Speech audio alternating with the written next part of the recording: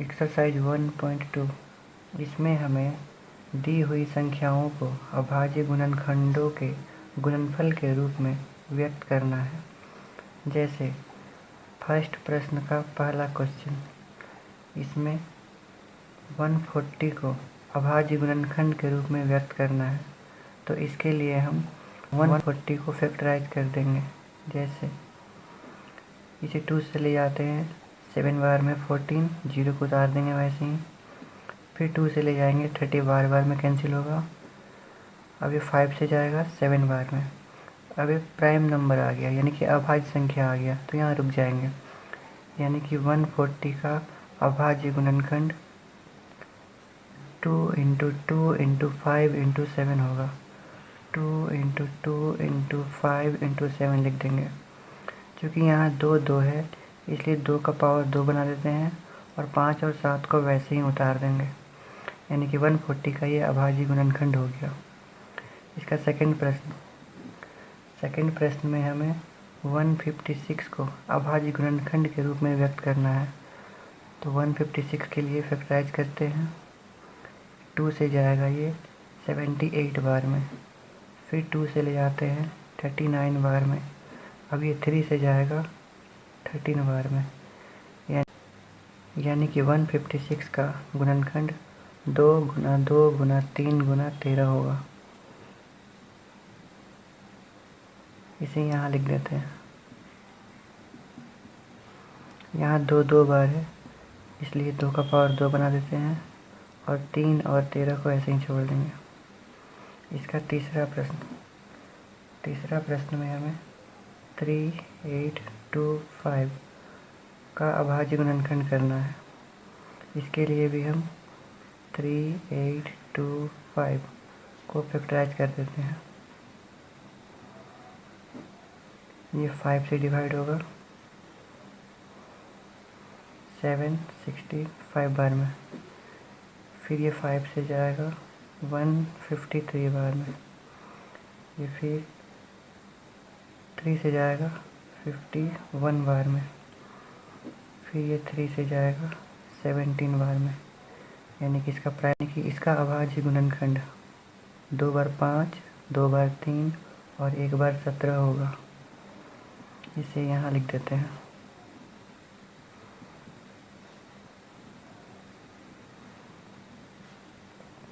यहाँ 5 2 बार है, इसलिए 5 का पावर 2 बना देते हैं। 3 2 बार, इसलिए 3 का पावर 2 बना देते हैं और 17 को छोड़ देंगे। इसे थोड़ा सजा लेंगे। 3 छोटा है, इसलिए इसको पहले लिखते हैं। 5 उससे बड़ा है, उसको बाद में लिखेंगे। फिर 17 को ऐसे ही छोड़ देंगे। इसका चौथा प्रश्न में 5005 को अभाज्य गुणनखंड के रूप में व्यक्त करना है। तो 5005 को 5 से ले जाते हैं, ये इतना बार में जाएगा। अब ये 11 से जाएगा 91 बार में। फिर ये 13 से जाएगा 7 बार में। यानी कि इसका फैक्टराइजेशन 5 11 13 और 7 होगा।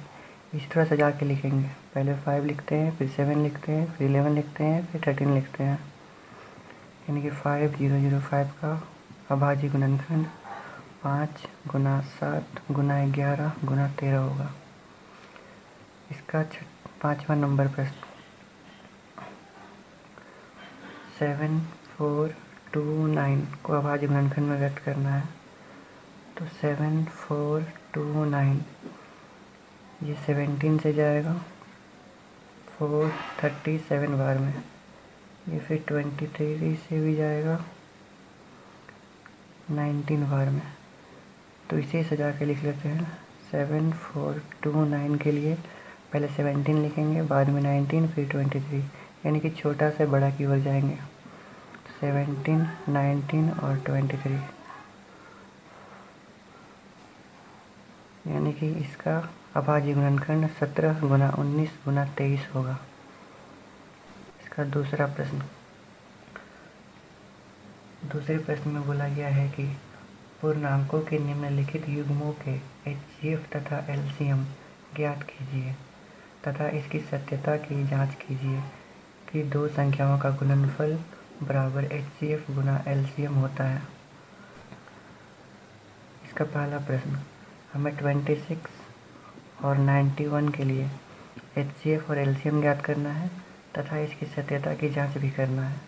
तो इसके लिए हम 26 को अभाज्य गुणनखंड में तोड़ देंगे। तो 26 को ब्रेक करेंगे तो 2 बार में आएगा 13।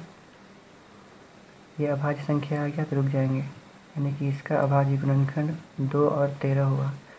91 को ब्रेक करेंगे तो 91 के लिए 7 से जाएगा, 7 1 जा 7, 2 कैरी हो गया, यहाँ जाके 21 बन गया, 3 बार में 21, यानी कि 7 और 13 91 का अभाज्य गुणनखंड हो गया। अब हमें HCF और LCM निकालना है। तो HCF का मतलब होता है हाईएस्ट कॉमन फैक्टर। इसमें जो मैच कर रहा है उसको लेके लिख देंगे। तो इन दोनों में 13 मैच कर रहा है तो इसका आंसर 13 होगा। LCM के लिए जो मैच कर रहा है उसके बदले एक संख्या लिखेंगे और जो नहीं मैच कर रहा है उसको भी लिख देंगे। अब इन सबको गुना करके लिख देंगे। तो गुना करने पर हमें 182 मिलेगा। अब इसका जांच करते हैं। जांच के लिए प्रश्न में बोला गया है कि दो संख्याओं का गुणनफल बराबर HCF गुना LCM होना चाहिए। तो पहले दो संख्याओं का गुणनफल कर लेते हैं।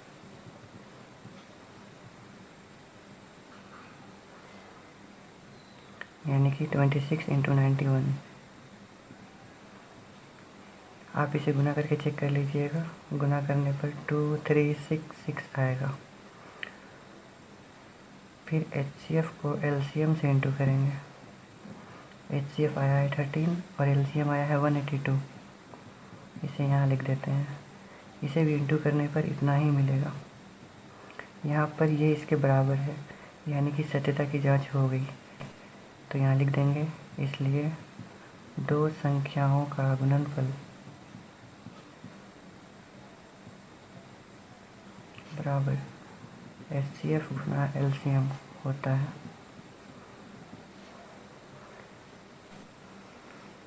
चलिए अगला प्रश्न देखते हैं।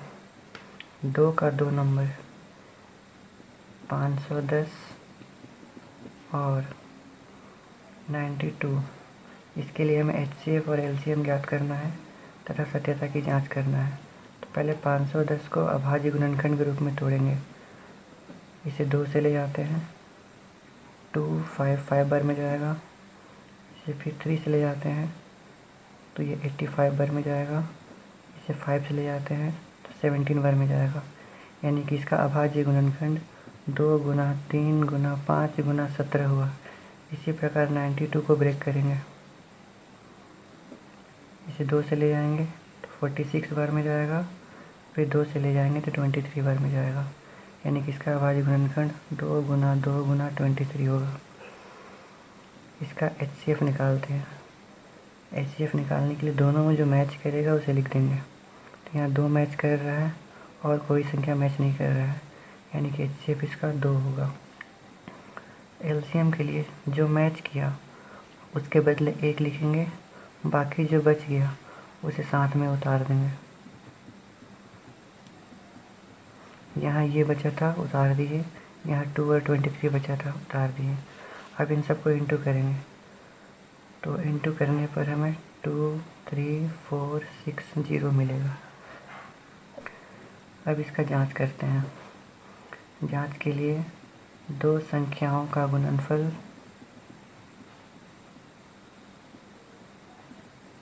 यानी कि 510 गुना 92,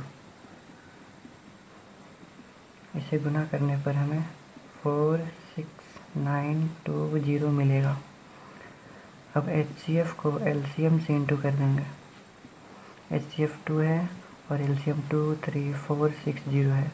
इंटू करने पर हमें इतना ही मिलेगा, यानी कि ये इसके बराबर है, इसलिए सत्यता की जांच हो गई। तो इसे लिख देंगे।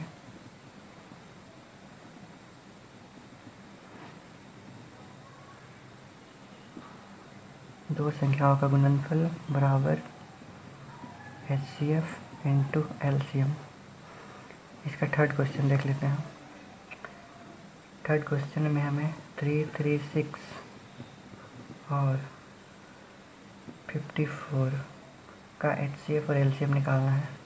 तो 336 को फैक्टराइज करते हैं, ये जाएगा 2 से 168 बार में, फिर 2 से 84 बार में, फिर 2 से 42 बार में, फिर 2 से 21 बार में, फिर 3 से 7 बार में। 54 को ब्रेक कर लेते हैं, 2 से 27 बार में, फिर 3 से 9 बार में, फिर 3 से 3 बार में। इन दोनों को यहाँ लिख लेते हैं। 336 के लिए 4 बार 2 आया है, एक बार 3, एक बार 7, तो लिख लेंगे यहाँ पे।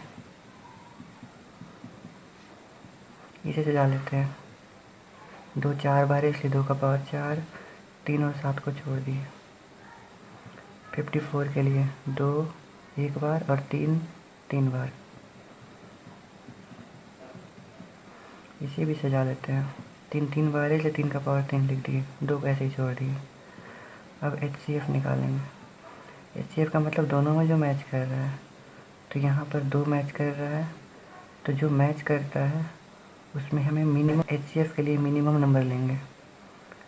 तो यहाँ 2 का पावर 4 है, यहाँ 1 2 है, यानी कि ये कम है इसलिए इसको लिखेंगे। 3 भी मैच कर रहा है, लेकिन यहाँ 3 का पावर 3 है, यहाँ 3 1 है, तो ये कम है इसलिए इसको लिखेंगे।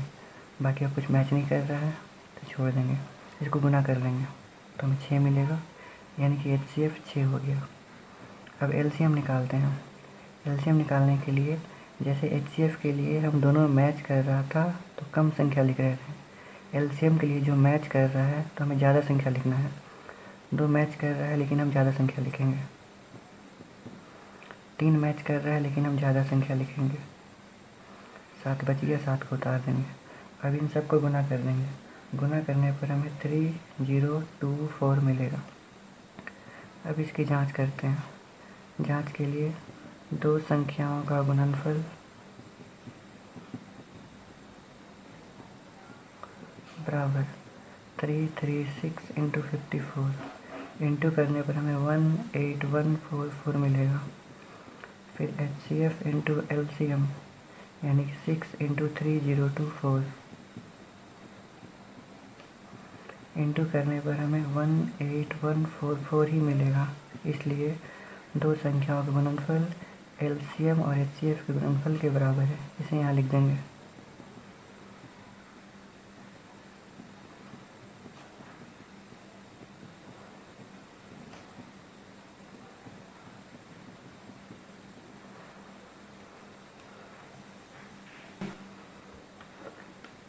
तीसरा प्रश्न। तीसरे प्रश्न में बोला गया है कि अभाज्य गुणनखंड विधि द्वारा निम्नलिखित पूर्णांकों के HCF और LCM ज्ञात करें। जिसमें पहला प्रश्न में नंबर दिया हुआ है 12, 15 और 21। हम इन तीनों को अभाज्य गुणनखंड के रूप में तोड़ेंगे। 12 के लिए 2 से 6 बार में, फिर 2 से 3 बार में। तो 12 के लिए 2 गुना 3 आया, तो यहाँ 12 के लिए लिख देंगे 2 गुना 2 गुना 3। 15 के लिए तोड़ेंगे तो 3 और 5 मिलेगा। 21 के लिए तोड़ेंगे तो 3 और 7 मिलेगा। अब यहाँ हम HCF और LCM निकालना है। तो HCF के लिए इन तीनों में जो मैच कर रहा है उसको लिखेंगे। तो इन तीनों में 3 मैच कर रहा है तो HCF हो गया 3। LCM के लिए जो मैच कर रहा है पहले उसको लिख देंगे। अब जो मैच नहीं किया उसको भी लिख देंगे। तो 2 बार 2 मैच नहीं किया, 1 बार 5 मैच नहीं किया, 1 बार 7 मैच नहीं किया, तो इन सबको लिख देंगे। अब इन सबको गुना कर देंगे, तो गुना करने पर हमें 420 मिलेगा। इसका सेकंड क्वेश्चन में 17, 23 और 29 दिया हुआ है। 17 को ब्रेक करेंगे तो ब्रेक नहीं होगा क्योंकि यह अभाज्य संख्या है, तो इसके लिए 1 गुना 17 लिख देंगे। 23 भी ब्रेक नहीं होगा, इसके लिए भी 1 इंटू 23 लिख देंगे। 29 भी ब्रेक नहीं होगा, इसलिए इसके लिए 1 इंटू 29 लिख देंगे। अब HCF निकालते हैं, तो तीनों में 1 मैच कर रहा है, इसलिए HCF 1 होगा। LCM के लिए जो मैच किया उसको लिखेंगे, अब जो मैच नहीं किया उसको भी लिख देंगे। इन सबको इंटू कर देंगे, तो इंटू करने पर हमें 11339 मिलेगा। आप इंटू करके चेक कर सकते हैं। इसका थर्ड क्वेश्चन में 8, 9 और 25 दिया हुआ है। तो 8 को ब्रेक करेंगे तो 2 इंटू 2 इंटू 2 आएगा। 9 के लिए 3 इंटू 3 आएगा। 25 के लिए 5 इंटू 5 आएगा। यहाँ कुछ मैच नहीं कर रहा है। जब कुछ ना मैच करे तो HCF हमेशा 1 होगा। LCM के लिए कुछ तो मैच किया नहीं, इसलिए सारे नंबर को लिख देंगे।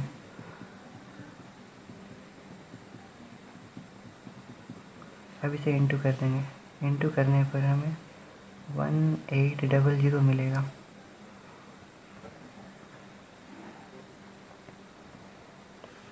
फोर नंबर में हमें दो संख्याओं का HCF दिया हुआ है। यहाँ दिया हुआ है HCF 306 और 657 का 9। हमें इसका LCM निकालना है।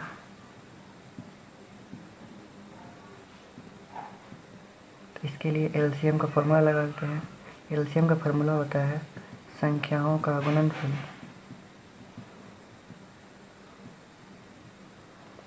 बटा HCF। तो संख्याओं का गुणनफल यानी कि 306 और 657। HCF यानी कि 9। 9 से इसे कट कर लेते हैं। 9 से ये कट होगा। 9 7 या 63, 2 बच गया तो 27, 9 3 या 27। अब इन दोनों को इंटू कर लेंगे। इंटू करने पर हमें 22338 मिलेगा। यानी कि इन दो संख्याओं का LCM ये होगा।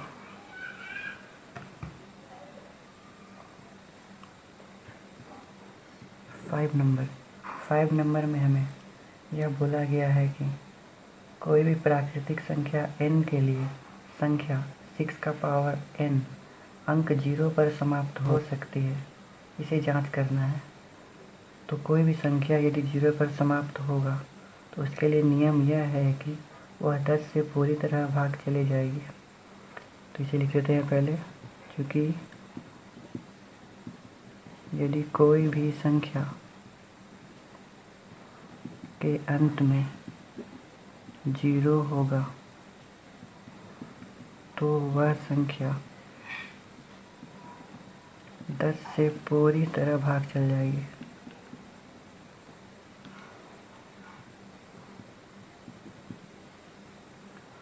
और 10 का गुणनखंड 2 और 5 होगा, यानी कि वह 2 और 5 से भी भाग जाना चाहिए।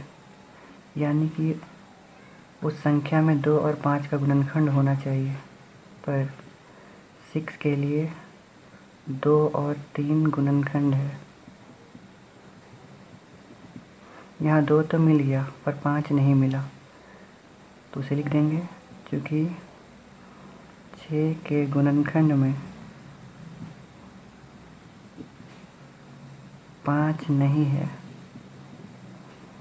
इसलिए 6 का पावर n 0 पर समाप्त नहीं होगा।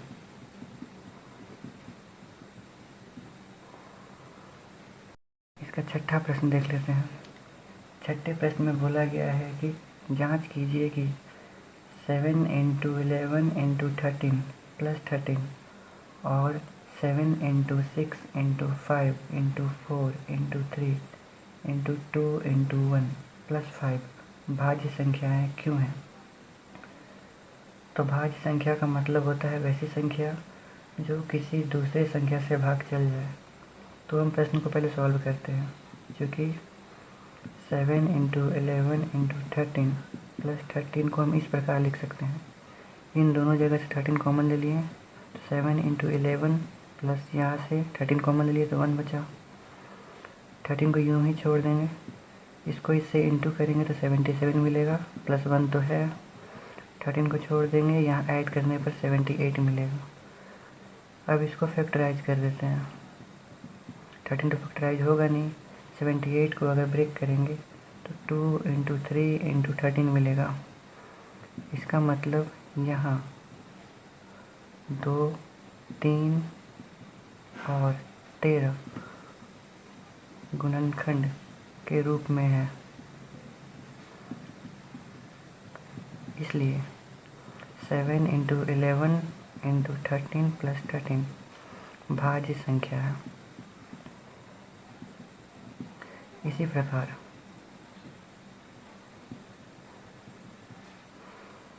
7 × 6 × 5 × 4 × 3 × 2 × 1 + 5 के लिए 5 कॉमन ले लेते हैं। 5 कॉमन ले लिए तो यहाँ 7, 6, 4, 3, 2, 1 बचा, जिसे लिख देते हैं। यहाँ से 5 कॉमन हो गया है तो 1 बचेगा। 5 को छोड़ देंगे। इन सबको इंटू करने पर हमें 1008 मिलेगा। +1 को छोड़ दिए। 5 को छोड़ देंगे। यहाँ ऐड करने पर 1009 मिलेगा। फैक्टराइज तो होगा नहीं क्योंकि यह भाज्य संख्या है, तो इसे यूं ही छोड़ देंगे। यहाँ 5 और 1099 गुणनखंड के रूप में है।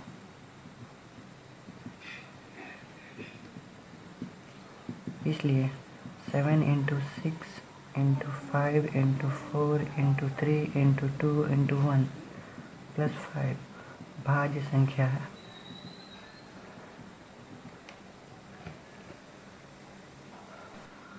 7 नंबर में यह दिया हुआ है कि कोई खेल के मैदान में वृत्ताकार पथ है जिसका एक चक्कर लगाने में सोनिया को 18 मिनट लगता है तथा उसी मैदान का एक चक्कर लगाने में रवि को 12 मिनट लगता है। हमें यह मानना है कि दोनों एक ही स्थान से एक ही समय पर चलना आरंभ करके एक ही दिशा में चलते हैं, तो कितने समय के बाद पुनः प्रारंभिक स्थान पर मिलेंगे। इसके लिए हम दी हुई संख्या 18 और 12 का एलसीएम निकाल देंगे। 18 को अगर ब्रेक करते हैं तो 2 से 9 बार में, 3 से 3 बार में, यानी कि 2 × 3 × 3 मिला। 12 को अगर ब्रेक करेंगे तो 2 से 12 6 बार में, फिर 2 से 6 3 बार में, यानी कि 2 × 2 × 3 मिला। इसका एलसीएम निकाल लेंगे। एलसीएम निकालने के लिए जो पहले मैच कर रहा है उसके बदले 1 लिखेंगे, तो यहाँ 2 2 के बदले 1 2 लिखेंगे, 2 3 के बदले 1 3 लिखेंगे। अब जो मैच नहीं कर रहा है उसे भी लिख देंगे। अब इन सबको गुना कर देंगे। गुना करने पर हमें 36 मिलेगा। इसलिए दोनों पुनः प्रारंभिक स्थान पर